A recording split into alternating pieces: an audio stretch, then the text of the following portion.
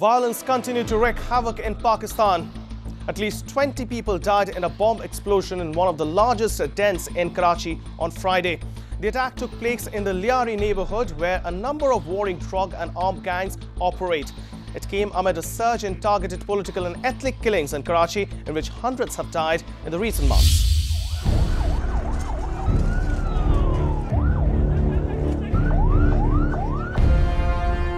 Karachi is riddled with fresh wounds. Violent deaths are common in this part of the country, yet the scale in which violence has erupted this week has frightened the nation.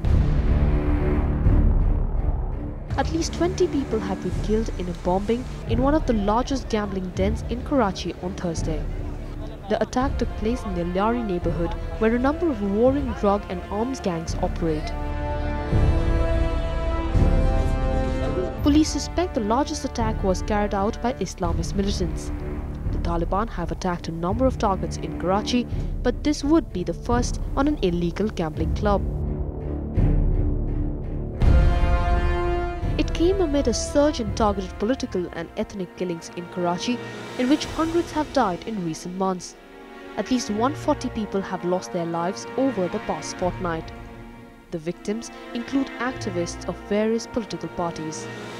What is more worrisome is that the city is witnessing new cycles of violence reflective of reluctance on the part of the coalition partners, the MQM, the ANP and the PPP, to accept and adapt themselves to changes that are quietly taking place and are bound to change the political landscape of this region. This explains why the understanding reached between MQM and PPP earlier this month has failed to prevent targeted killings in Karachi. People are yet to see a 4-member committee comprising 2 members each of the Muttahida and the People's Party, and formed at the behest of President Zardari after days of reconciliatory talks, take any concrete measures in this regard. Analysts say this has allowed murder with impunity. The implications of the government's failure to stop the bloodshed have already started showing. Large neighborhoods are beginning to turn into ethnic ghettos as common citizens with no political affiliations whatsoever are targeted by rival groups. Attacks on buses carrying passengers apparently belonging to the Urdu-speaking community have grown increasingly frequent in Pashtun-dominated areas. Likewise, ordinary Pashtuns have been targeted in areas populated mostly by Urdu-speaking people.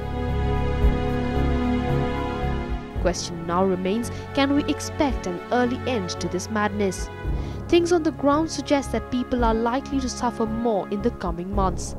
Figures say more than 775 lives lost last year in target killing in this volatile region. Experts blame politics behind the carnage. Unable to share in a civilized manner the biggest financial pie that Karachi is, the coalition partners cannot afford to sever links between their politics and the extortion, land and drug mafias.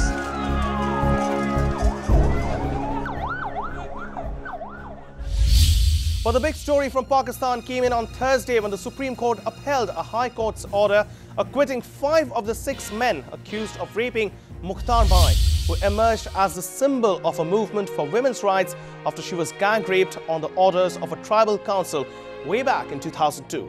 The Supreme Court, which had taken suo motu notice of the Lahore High Court's verdict of 2005 and began hearing the case, and ordered that the accused who had been acquitted should be immediately freed if they were not wanted in any other cases.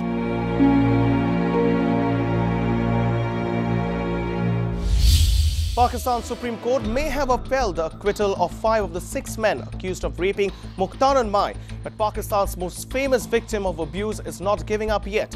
Mukhtar Mai, who often referred to as the Rosa Parks of Pakistan, tweeted shortly after the verdict, "No court can weaken my resolve to stand against injustice." Her another tweet read, "Supreme Court's verdict proved that police dictate system in Pakistan." Civil society groups and individuals have expressed shock and disgust at the verdict. Editor of Pakistani e-magazine Adil Najab said the verdict is not just a blow for Mukhtar Mai, and the release of the accused could heighten the threats against her life, but it can and will be seen as another limp response to rape as a crime, a reflection of societal chauvinism and a blow to women's rights in the country.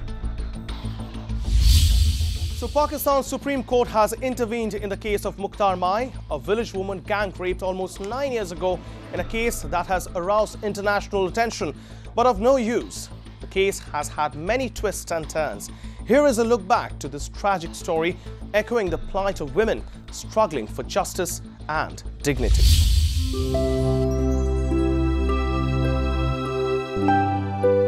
Pakistan is the 6th most populated country in the world. Cities in Pakistan are gradually moving towards liberalization. However, the rural areas remain a place of gender violence, despite a ban of some of the cruel customs. Honor killings, rapes, acid assaults, and forced marriages are the order of the day.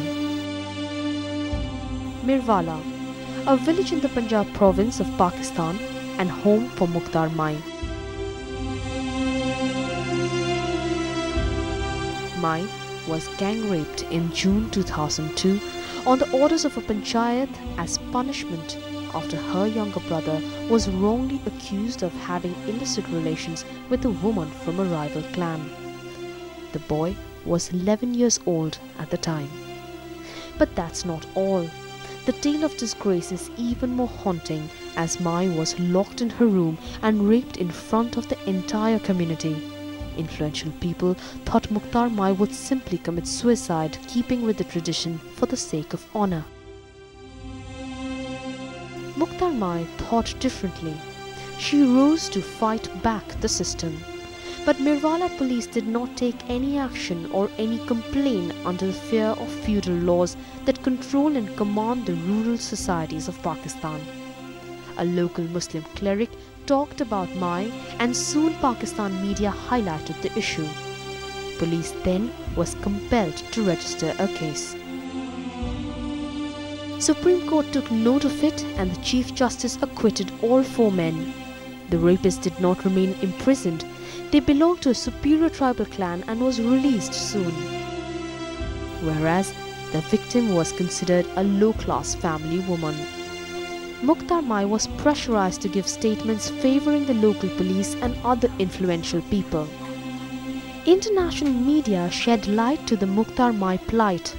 In particular, Mr. Nicholas Kristof, an internationally renowned columnist from the New York Times. Mr. Kristof's articles played a pivotal role in bringing the crimes committed against her to the world attention. The Asian American Network Against Abuse of Human Rights collaborated with other women rights organizations, invited Mukhtar Mai to America. She attracted global sympathy and much international media coverage by shunning custom and speaking out about her ordeal. 14 men were originally accused in the case, but a lower court acquitted 8. In 2005, an appeals court acquitted 5 out of 6 remaining defendants, saying witness statements contradicted the prosecution case. The Supreme Court upheld that ruling on Thursday, that is on April 21, 2011, almost 10 years after the incident. It also upheld the life sentence handed down to the 6th man. Mai believes justice is being denied to her. Mukhtar Mai is disappointed. She said she would not request another review of the case.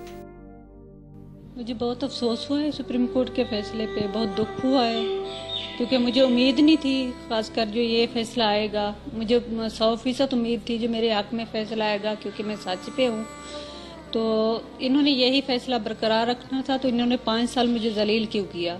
और इनमें से जो है ना 2 जजों का फैसला अलग है और 1 का अलग है। एक ने जो है ना उसमें लिखा है, उन्होंने कहा है आप पंचायत भी तस्लीम करते हो और वो 4 बंदे जो अंदर थे वो उनको भी तस्लीम करते हो, तो फिर आप लोग ये फैसला क्यों दे रहे हो। Mai's decision to go public brought an international spotlight on the struggles of women in the South Asian country and earned her many plaudits. She was named Glamour magazine's Woman of the Year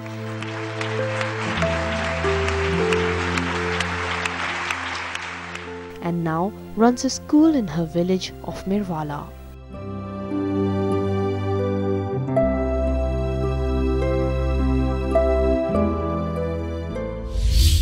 And talking about India-Pakistan relations, India's main opposition party BJP on Saturday cautioned Indian Prime Minister Manmohan Singh against India holding talks with Pakistan in the wake of a top US Army commander's statement that the ISI was working in close coordination with terror groups. Referring to the comments of the chairman of US Joint Chiefs of Staff Mike Mullen that Pakistan's ISI is in league with terror groups, BJP said this only confirms that has been widely believed and suspected.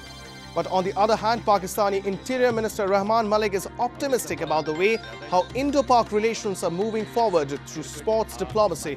After cricket, it's now turn of hockey.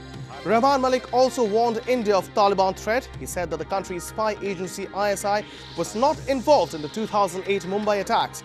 His comments came a week after Tawaffur Hussain Rana, the Pakistani-Canadian accused in the Mumbai terror attack case, had claimed before a US court that he provided support to 2611 terrorists at the behest of the Pakistani government and the ISI.